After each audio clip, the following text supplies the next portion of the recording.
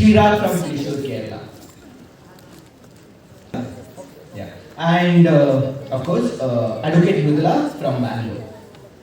जो आइडियल थे उनको मीडिया और आर्ट्स, कला क्षेत्र और जो हमारे माध्यम हैं, इनके सहारे हम इनको कैसा बढ़ावा दे सकते हैं बुद्धिस्ट आइडियल्स को और भिक्खुनी सिंहों को, इस बारे में चर्चा करने के लिए आज हम यहाँ पे ये पैनल एक साथ लाए।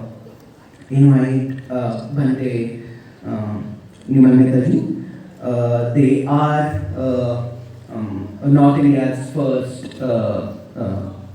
editor and first media personnel from भिक्खुनी संघ। वो उत्तर भारत की प्रथम उप संपादित एवं प्रशिक्षित भिक्खुनी है। भंते निमल मेहता जी ने 2013 में पपचारी ली थी पहली बार बोधगया में, और वो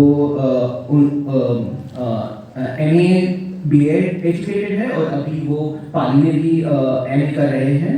उन्होंने उपसंपदा अभी 2021 में उन्होंने उपसंपदा ली है नागपुर में। भंते हमें आगे सिमिलर टॉपिक पे जो मीडिया और आर्ट्स है, जो डॉक्यूमेंटेशन, इम्पोर्टेंस ऑफ डॉक्यूमेंटेशन है भिक्खुनी संघ के लिए, उसके बारे में हमें जानकारी देंगे और मार्गदर्शन करने वाले हैं। मैं भंते को ये विनती करना चाहूँगा कि वो अपना पूरा भाषण दे।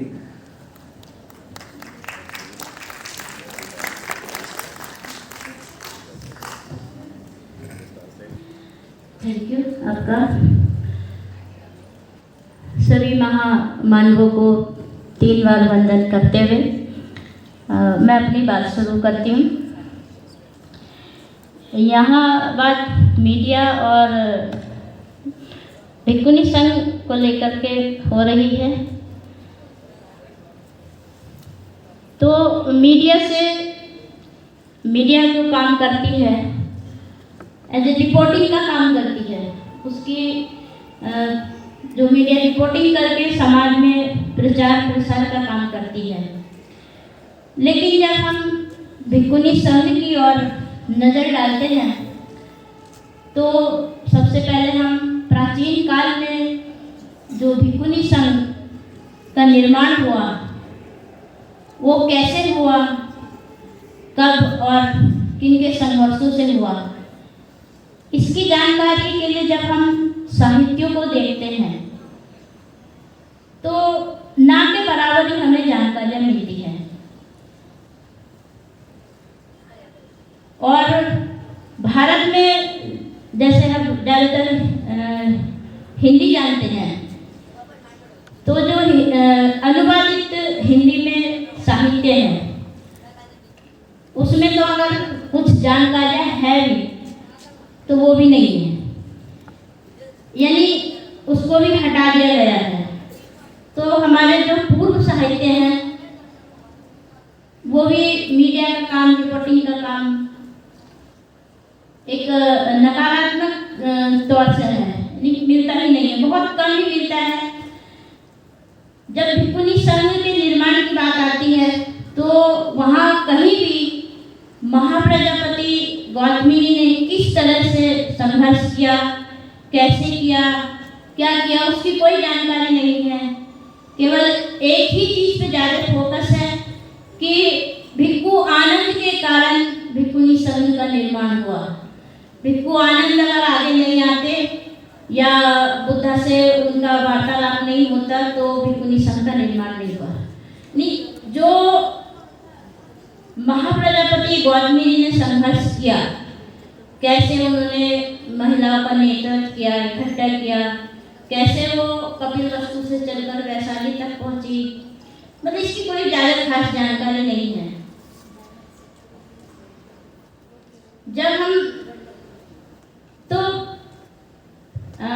2,500 साल पहले, अब तो काफ़ी कुछ जान चुके हैं कि किस तरह से भिक्खुनी संघ का निर्माण हुआ। तो मीडिया का काम है कि जो भी घटना हो रही है उसका लोगों तक बात पहुंचनी चाहिए, प्रचार होना चाहिए, ताकि ज़्यादा से ज़्यादा लोगों में प्रसार फैले। तो हमारे साहित्य भी यहाँ हमें उदासीन दिखते हैं। अब हम देखते हैं कि 2,500 हजार वर्षों के बाद फिर संपूर्ण विश्व में भिक्खुनी बनने का संघर्ष शुरू हुआ। तो जैसे भिक्खुनी बनने की शुरुआत हुई, संघर्ष हम जब देखते हैं तो सबसे ज्यादा विरोध में अगर हम देखते हैं तो थेरवादा आता है। महिलाओं ने कोशिश की, लेकिन ज्यादातर ये कहा गया कि भिक्खुनियाँ ही नहीं है। भिक्खुनियाँ थी लेकिन उनका प्रचार नहीं हुआ है। तो एक बौद्ध महिला का अंतरराष्ट्रीय संगठन साक्यतीता इंटरनेशनल संस्था के प्रयासों के माध्यम से थेरवाद भिक्खुनी संघ का 1996 में पुनः जीवित किया गया। उसमें कोरियाई सिंह के जोगी ऑर्डर के भिक्षुओं और भिक्खुनियों की सहायता से 11 श्रीलंकाई भिक्खुनियों का सारनाथ भारत में पूर्ण यानी कि पूर्ण तरह से उपसंपदा प्राप्त हुई, जिनमें सबसे पहले डॉक्टर कुसुमा का नाम आता है। इसी तरह 1998 में एक अंतरराष्ट्रीय भिक्खुनी उपसंपदा का कार्यक्रम सफल हुआ, जिस 2000 भिक्खुनियों में 2000 सामनेरियों में से 29 सामनेरियां अपने भारत की थी। तो इस तरह से 1998 में उन 29 भारतीय सामनेरियों ने उपसंपदा लेकर आधुनिक भारत में फिर से भिक्खुनी संघ का निर्माण किया, जिसमें हम प्रथम भिक्खुनी के तौर पर हम जानते हैं भिक्खुनी विशाखा महाथेरी। लेकिन उसका वहाँ भी मीडिया शांत रहा या विरोधी में रहा, और जब ये अपनी 29 सामनेरियां भिक्खुनियाँ हुई तो सबसे ज़्यादा जो विरोध हुआ महाराष्ट्र का भिक्खु संघ के द्वारा हुआ कि भिक्खुनियाँ हो ही नहीं सकती है। तो मीडिया वहाँ भी हम शांत देखते हैं। एक जब भिक्खुनी या स्त्री की बात आती है तो हम देख रहे हैं कि हर स्थान पर अगर कोई ऐतिहासिक घटना हो रही है तो वहाँ हम मीडिया की तरफ से देख रहे कोई नीरस है, कुछ जानकारी नहीं है। इसीलिए कुछ सालों तक, अब देखिए 1998 में उनकी उपसंपदा हुई, लेकिन हम देखते हैं कि 2007-8 तक कोई ये नहीं जानता था कि आधुनिक भारत की पहली भिक्खुनी विशाखा भिक्खुनी है। अगर इस तरह का प्रचार होता तो जब मैंने जीवन लिया 2013 में, तो मेरी स्वयं की ये खोज थी कि कहाँ भिक्खुनी संघ है या कहाँ भिक्खुनियाँ हैं। मुझे थोड़ा थोड़ा ये पता चला कि नागपुर में कुछ भिक्खुनियाँ हैं या फिर श्रीलंका में ही जाना होगा। तो मुझे खबर नहीं थी कि कौन भिक्खुनी है कौन नहीं है।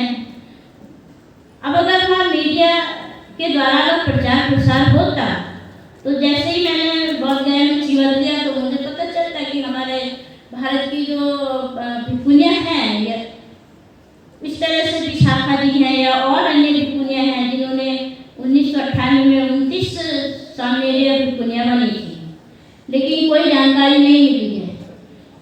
इसी तरह से और भी तमाम महिलाएं या लड़कियां जब इस ओर आती हैं तो उनको ना तो इतिहास में कोई खास जानकारी मिलती है कि भिक्खुनियों का काम कैसा है, उनका संघ क्या है, उनका अस्तित्व क्या है। और जब समाज लड़कियों को भेजना चाहता है तो वो यही सोचता है कि जब ऐसे महिला जीवनधारी है ही तो हम कहाँ भेजें।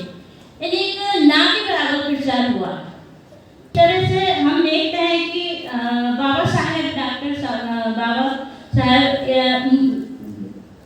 लोगों की बात लोग पहुंचाने के लिए एक पेपर निकाला था, मूक नायक।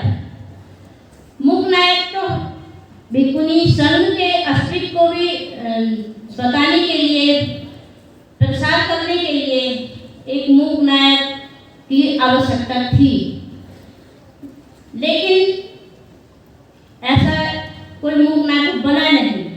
लेकिन इसी बीच में सन 2006 में भंते सुनीति जी ने जीवन लिया और सभी की तरह उनकी भी यही खोज रही कि कितनी भिकुनियाँ हैं या कहाँ भिकुनी संघ है। उन्होंने 1-2 साल तक खोज किया, भिकुनियाँ तो मिली उनको, लेकिन बिखराव मिला। इधर उधर अपने अपने हिसाब से व्यक्तिगत तौर से रह करके काम कर रही हैं या फिर अपना एक तरह से जीवन काट रही हैं, या ये कह सकते हैं कि भिक्षुओं के डर के कारण, हो सकता है मुझे ये शब्द नहीं कहना चाहिए, उनकी चापलूसियाँ करती हुई नजर आई।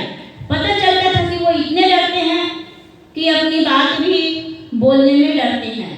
यानी भिकुनियाँ इतना डरती थी कि वो अपने बारे में भी स्पष्ट तौर से नहीं बोल पाती थी और नहीं काम कर पाती थी। इसलिए उन्हें बिखराव बना हुआ था डर के कारण।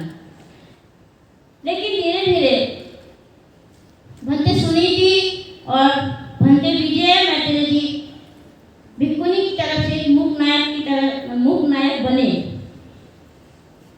भंते सुनीति जी के प्रचार प्रसार के माध्यम से और भंते विजया मैत्री के सोशल मीडिया पे थोड़ा वीडियो फोटो शूट करके जो आगे सोशल मीडिया पे डालते थे, उससे थोड़ा थोड़ा जानकारी लोगों में जाने लगी कि कुछ भिकुनियाँ हैं या भिकुनी संघ तो उस समय तक नहीं कह सकते हैं, लेकिन कुछ भिकुनियों की जानकारी होने लगी।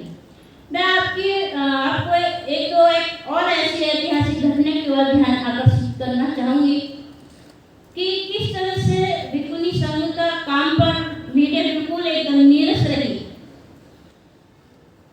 एक ऐतिहासिक घटना है, एक भिकुनी चंद्रशिला अकोला में अपना विहार कर रही थी वहाँ, तो उन्होंने अपनी मृत्यु से पहले ये कहा था कि मेरे मरने के बाद मेरे पार्थिव शरीर को कोई भी पुरुष हाथ नहीं लगाएगा। ये बात भिकुनियों में पहुंची, लेकिन उसी समय पर, ये 2010 की बात है, भंते सुनीति जी के द्वारा आयोजित सामनेरी शिविर हो रहा था। उसमें लगभग 18 भिकुनियाँ, 18 सामनेरियाँ और 18 अनागारी थी उस शिविर में। तो जैसी उनकी मृत्यु हुई भिकुनी चंद्रशिला जी की, और उनको भी जानकारी मिली कि ऐसे एक भिकुनी की मृत्यु हुई है और उन्होंने ऐसा बोला था, तो वहाँ वो पूरे अपने संघ के साथ वहाँ पहुँचे जहाँ उनकी मृत्यु हुई थी, और भी अन्य भिकुनियाँ वहाँ पहुँची और उन्होंने उनका पूरी तरह से जो भी मरने के बाद जितनी भी जो क्रिया वगैरह होती हैं वो सब काम उन्होंने किया। उनको नहलाना धुलाना, अपने कंधे पे उठा कर उनकी अर्थी ले जाना, उनको अग्नि देना, ये सब काम भिकुनियों ने किया। ये एक ऐसी ऐतिहासिक घटना थी कि भिकुनियों के द्वारा इस तरह से कार्य हुआ। लेकिन शायद कोई इस बात को जानता हो जो, या फिर जो उस कार्यक्रम में उपस्थित होगा वो जानते होंगे या आसपास के लोग जाने हो। मुझे तो सुनने को मिला नहीं था ऐसा, क्योंकि कमी किसकी हुई? मीडिया की हुई। मीडिया हमेशा भिकुनी के कार्य में इसी तरह से नीरस रहा, तो बिल्कुल भी कुछ भी प्रचार प्रसार नहीं हुआ कि भिकुनी संघ की ओर से या भिकुनियों के द्वारा एक ऐसा ऐतिहासिक कार्य किया गया। एक दूसरी घटना, ये तो मैं एक तो घटना ही बता रही हूँ, अभी तक जितना भी चाहे किसी तरह से भी कार्य रहा हो, मीडिया एकदम नीरस ही रही है। अगर उनको बुला भी दिया जाता है, मैंने पिछले साल ही अपना भिकुनी संगठन नागपुर में मनाया गया था दीक्षा भूमि पर, तो वहाँ पर हमने बुलाया था, तो हमने देखा कि जब उसका उद्घाटन होता है उस समय तक मीडिया वहाँ नहीं पहुँची। बहुत इम्पोर्टेंट उद्घाटन में बात होती है, तो वो उद्घाटन सेशन ही पूरा निकल गया था, तब वहाँ कुछ मीडिया पहुँची। अगर आने के बाद वो कुछ मान लीजिए शूट भी कर ले, फोटो भी कर ले, तो पता नहीं वो कहाँ डाल देते हैं। यानी ना वो किसी पेपर में खबर देते हैं, ना टीवी में देते हैं। तो हम देख रहे हैं कि यहाँ अभी तक पूरी तरह से भिकुनी संघ के लिए या भिकुनियों के लिए मीडिया तो एकदम नीरसी है, नीलर दिखाते ऐसे हैं कि हम आपके साथ हैं। एक दूसरी घटना ऐसी 2013 की भंते सुनीति जी पवित्रित हुए 7 साल हो गए थे, तो उनकी उपसंपदा का कार्यक्रम था। उससे पहले जो प्रशिक्षण में खासकर मीडिया को बुलाया गया था, क्योंकि उसमें कई विदेशी भिकुनियाँ भी आई थी प्रशिक्षित करने के लिए, लेकिन नहीं आए पर कब आए? उसमें एक भिक्खु सत्यपाल दिल्ली विश्वविद्यालय के पदाधिकारी थे शायद, वो थोड़ी देर पढ़ाने के लिए आए, 10-15 मिनट या आधा घंटा, केवल उतना ही रिकॉर्ड किया और उसको आगे भेजा। यानी हम अभी तक ये देख रहे हैं कि जो भिक्खु या भिक्खु संघ के द्वारा कार्य किए गए, उसको तो बहुत ज़्यादा से ज़्यादा प्रसारित किया जा रहा है और करते आ रहे हैं। हम अगर देखते हैं कि अपने साहित्य विनय पिटक को ही देखें या किसी को भी देखें, तो उसमें अधिकांश से भिक्खु संघ के लिए लिखा है, या मीडिया के द्वारा जब हम देखते हैं तो भिक्खु या भिक्खु संघ के लिए ही बोला जाता है, प्रचार प्रसार किया जाता है, चाहे वो जिस तरह से भी कार्य कर रहे हों। तो उसमें बस उतना ही रिकॉर्ड किया जो भिक्खु सत्यपाल जी ने वहाँ पढ़ा है, लेकिन जो वहाँ के विदेशी भिक्खुनियाँ भी आई थी उनका भी कोई रिकॉर्ड नहीं किया। यहाँ तक कि उनसे ये कहा गया कि भाई चलो एक भोजन चालिका का हमारे इसमें प्रक्रिया होती है कि और नहीं तो कम से कम एक भोजन चालिका ही का आप रिकॉर्ड कर लें और लोगों को बताएं कि किस तरह से हम लोगों से संपर्क करने के लिए भोजन चालिका का ये कार्य किया जाता है। लेकिन वहाँ भी मीडिया नहीं पहुँची। तो इस तरह से हर कोई, या एक ऐसा बोले कि पुरुषवादी सोच, चाहे वो किसी भी भेष में हो, तो वो कहीं ना कहीं दबाने का काम ही करता है। लेकिन हम देखते हैं कि हमारे पास संसाधनों की कमी थी, लेकिन धीरे धीरे अभी मोबाइल के जरिए एक सोशल मीडिया ऐसा साधन आया कि भिक्खुनियों ने इसकी जिम्मेदारी भी स्वयं ही ले ली। जैसे मैंने अभी बताया कि भिक्खुनी विजय मैत्री जी फोटो वीडियो थोड़ा थोड़ा शूट करके आगे सोशल मीडिया के माध्यम से आगे फॉरवर्ड करने लगे।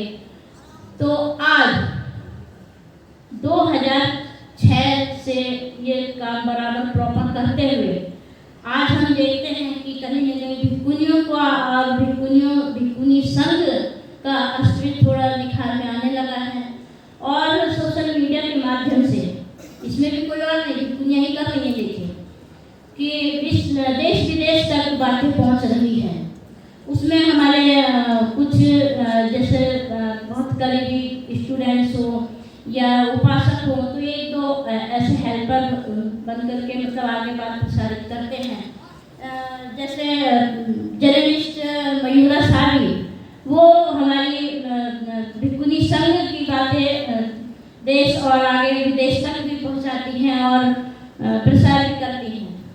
इसी तरह से जैसे कुछ बच्चे किसी विषय पर रिसर्च करते हैं, जैसे एक दो बच्चे आए हमारे पास, मेरे सामने की बात बता रही, वैसे तो काफ़ी बच्चे आते रहते थे भंते सुनीति जी के पास, तो उन्होंने एक उनका इंटरव्यू लेते हैं, तो उसके माध्यम से भिक्खुनी संघ का, भिक्खुनी के कार्यों का या महाप्रजापति एजुकेशन फाउंडेशन के कार्यों का मतलब प्रचार जा रहा है।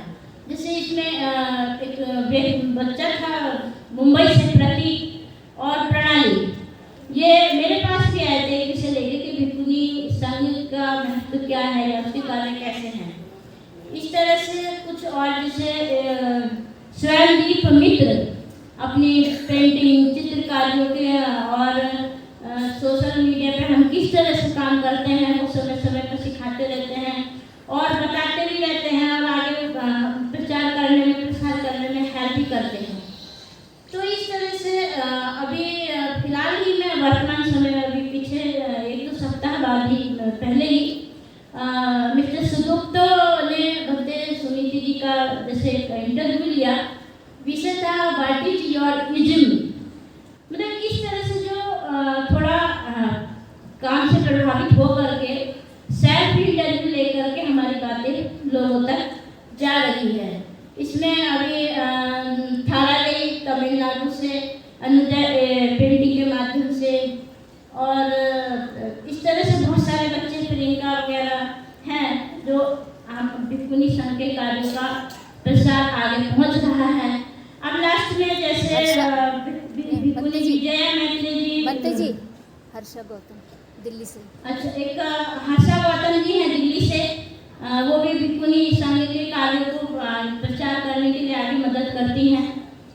तो जैसे विजय मैत्री जी सोशल मीडिया के माध्यम से जैसे भी उनकी समझ में शुरुआत की सोशल मीडिया पर अपने फोटो वीडियो शूट करने के लिए फॉरवर्ड करने के लिए। अब उनकी आगे मैंने जब देखा 2021 में जब मैं नागपुर में आई, मैंने सुना कि एक ट्रेनिंग है ऐसे और वहाँ उपसंपदा का कार्यक्रम भी है। तो मैं वहाँ आई कि चलो पहली बार मैंने सुना है कि भिक्खुनियों का कुछ कार्यक्रम है। मेरी एक सहारनपुर में मेरे साथ सहयोगी थी ममता शिवा, उन्होंने मुझे बताया कि भंते जी एक प्रशिक्षण है भिक्खुनियों के लिए और वहाँ उपसंपदा का कार्यक्रम भी है, अगर आप चाहें तो उसमें आप जा सकते हैं और उसमें आप देखो कि भिक्खुनियाँ कैसे काम करती हैं।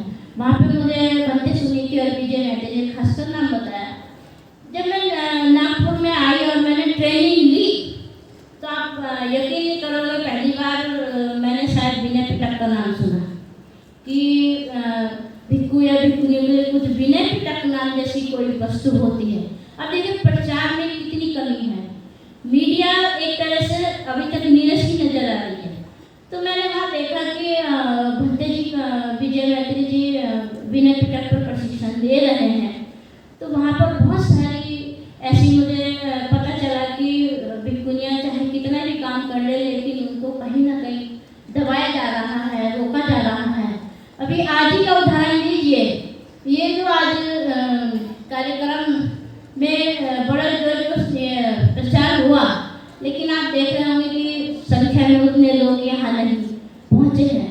तो हमें इधर उधर से हमारे बाहरी सूत्रों से ये खबर मिल रही है कि हमें इस तरह से रोका गया है या इस तरह से हमें बोला गया है, लेकिन हम फिर भी आगे बढ़ते जा रहे हैं, अपने कदम बढ़ा रहे हैं, रोक नहीं रहे हैं। और जो भी हमारे साथ में आए हम उसको साथ में लेके चल रहे हैं, जो नहीं चलना चाहता है उससे नाराज ना होते हुए आगे बढ़ रहे हैं।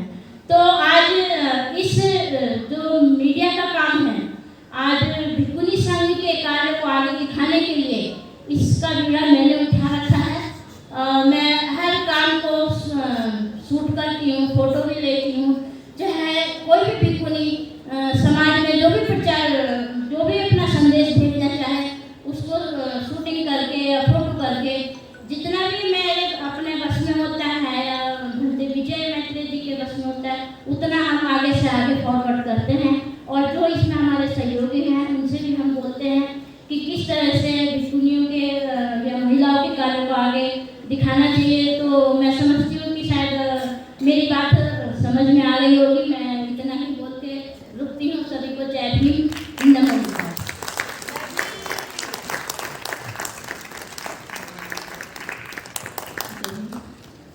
Thank you, Bhanteji. We do need an English translation, right? If it is needed, Yes. how many people need an English translation? Okay, there are a few people. So I'll just try to summarize. I am very sorry I couldn't collect all the points. It was very vast. I'll just summarize and in short. First of all, I would again request all of you to please clap your hands for the only Kabajit Bhikkhuni from Uttar Pradesh. only Upasampadit Bhikkhuni, thanks for correcting. Since Buddha worked in UP and Bihar, we would like to see more Bhikkhunis from UP and Bihar, and Bhikkhuni Nimalvatta is one kind of inspiration for all of them. So she actually pointed out the very real fact about Indian media, how it is biased and how it is not interested to record stories of the marginalized women, Dalits, and of course then the big Buddhism within India.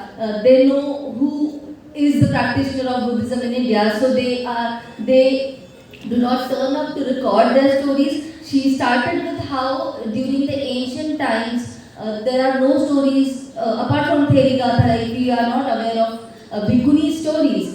Even in the middle time, it was said that there were no Bhikkhunis. So why it is said? Because it was not written. There were Bhikkhunis, but nothing was written about them, and that's why we can blame media. When she says media, she is blaming the writers, journalists who did not turn up to write about them.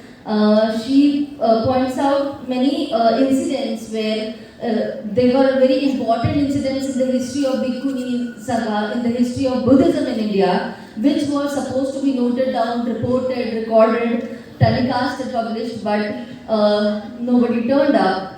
They even called media to cover a lot of times. They did not turn up, but even if they come, they would just record the maybe a sermon. The lady who was giving a sermon, they would record that, and sometimes whatever they record, we couldn't get to know where they published, where it got vanished. That's what she said. And so there were many important incidents that she pointed out. I would not take much time, but about Bhikkhuni Sumana from Sri Lanka, many Bhikkhunis, Kusuma. Then the 29 Bhikkhunis in India who revived Indian Bhikkhuni Sangha again in 1998, but there is no such writing about them, no reporting about them. So she says that Bhikkhuni Sangha needed a Mook Nayak, like Baba Sahib became the Mook Nayak of the downtrodden, vulnerable, marginalized communities. In the Bhikkhuni Sangha too needed a Mook Nayak. Then she comes to talk about how Bhante Suniti was searching for more Bhikkhunis. She was going to places to find Bhikkhunis and then documenting stories. Bhante Maitreya started writing about them on social media after 2016, and it started reaching to people, and then people are talking that there are Bhikkhunis, but they have always existed. It was just the media who did not take efforts to report and record them. And then in the current time, she counted some names, like some students from TISS, Pranali, Pratik, who are doing researches. We also have a researcher here with us from Mumbai, Madhuri Dai. She is also doing research. So she actually pointed out there are researchers who are now interviewing Bhikkhunis for their documentaries, for their thesis. There are artists. She called Swayamdeep, Anuja, who have been making art on Buddhism, on Bhikkhunis, and then it is helping to make Bhikkhuni Sangha reach out to more people. She talked about Sudipta Mondal recorded Bhante Suniti's interview for his podcast recently. So this is very important, and she at the end said that even if nobody is recording or writing about them, now with the advent of mobile phones, internet, social media, they are becoming their own Mukhnayaks. And Bhante Nimalvatta herself has been writing, has been documenting. There is a YouTube channel, there are Facebook pages with the name Bhikkhuni Mahaprajapati Gautami Educational Foundation. You can find it on Facebook. That's not what she said. I'm adding it to. You all can please find Facebook pages, Instagram pages, YouTube with the name Bhikkhuni Sangha, with the keywords Bhikkhuni Sangha, then Mahaprajapati Gautami Educational Foundation. And I can see many media people here on the panel here. So I would like to request that if we all can do something to train Bhikkhunis with basic skills of media documentation, we can start something, we can initiate something like that. Thank you so much. एक minute हमारे पास पूर्व में साहित्य नहीं है भिक्खुनी संघ को लेकर, मैं थोड़ा बीच में भूल गई हूँ। लेकिन अभी मैंने जैसे भक्ति विजया मैत्री जी का नाम दिया, अभी हाल ही में पहली बार 2500 साल में पहली बार किसी साहित्यकार ने भिक्खुनी संघ के इतिहास पर बुक लिखी है। तो भिक्खुनी संघ का इतिहास हमारे पहले राष्ट्रीय स्तर पर जो भिक्खुनी संघ का संगठन बनाया गया था, नागपुर में इसकी पब्लिश किया गया था। तो भिक्खुनी संघ का इतिहास आज है, डिटेल में जिसको भी जानकारी चाहिए उस किताब को पढ़ करके अपनी जानकारियों को पूरा कर सकते हैं। और कई लोग उस पर आज पीएचडी भी कर रहे हैं। बस थोड़े सी दुख की बात है कि वो हमारे पास इंग्लिश में नहीं है, हिंदी में है। लेकिन अगर उसको कोई ट्रांसलेट करने के लिए तैयार होता है तो हम उसको उसका स्वागत करते हैं, उसको इनवाइट करते हैं कि वो इंग्लिश में ट्रांसलेट करे, तो वो आगे पूरे विश्व में वो किताब जा सकती है, भिक्खुनी संघ का इतिहास। Thank you, Engineer भिक्खुनी Malvika ji, for such an inspiring and eye-opening guidance and report on gender inclusivity within and also outside Sangha. And thank you so much, Mayura, as well, for such an insightful and quick translation as well, and for making that